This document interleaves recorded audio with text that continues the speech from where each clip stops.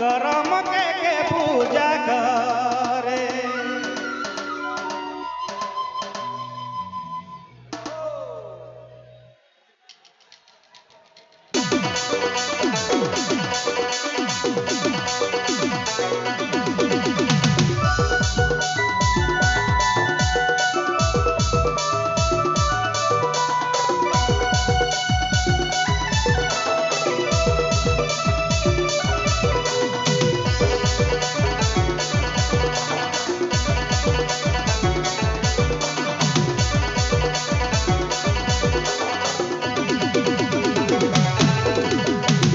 करम राजा हाय रे करम राजा हाय रे धर्म राजा करम के पूजा करे रे करम के सेवा करे करम के पूजा करे रे करम के सेवा करे।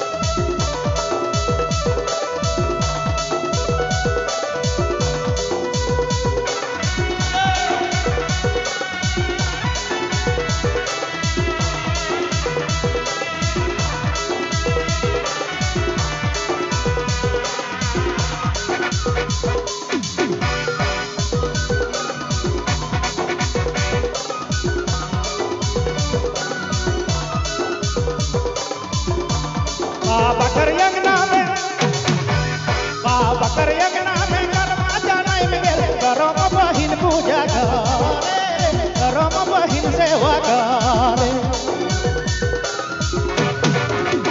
बाबा कर यज्ञ में कर्म जानाई में गेल करम बहिन पूजा करे करम बहिन सेवा करे करम बहिन पूजा करे करम बहिन सेवा करे।